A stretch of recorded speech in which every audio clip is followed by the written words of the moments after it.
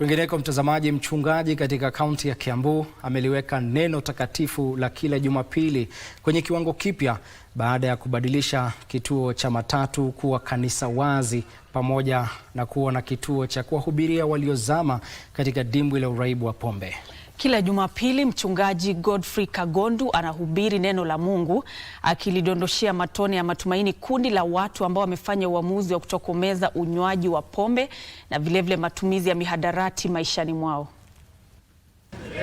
Haleluya! Hii sio ibada ya kawaida na hawaso waumini uliozoea.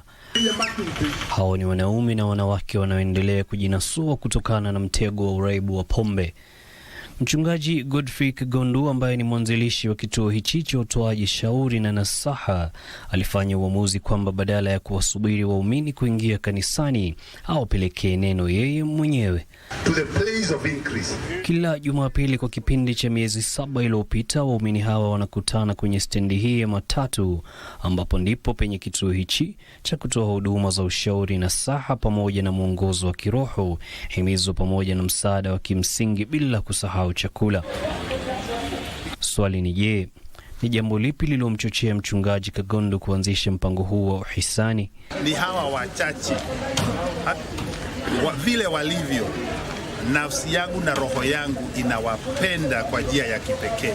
Tunajua ya kwamba sio kupenda kwao, tunajua is a sickness like any other. Hapa wanaimba na kucheza densi wakimsifu Mwenyezi Mungu pamoja na kuhimizana wasikate tamaa katika safari yao kujinasua kutoka kwenye mtego wa uraibu wa pombe.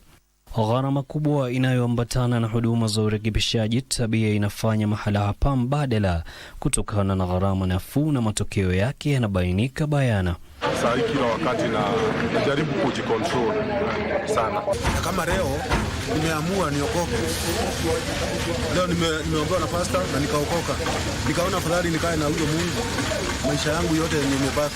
Mchungaji Kagondu anatoa wito kwa wahisani kujiunga naye na kusaidia katika ujenzi wa kituo cha kutolea huduma ili aweze kuhudumia idadi kubwa ya watu. They need more, they need support. Wanahitaji wapendwe kwa sababu lazima upende mtu ili umshifikie.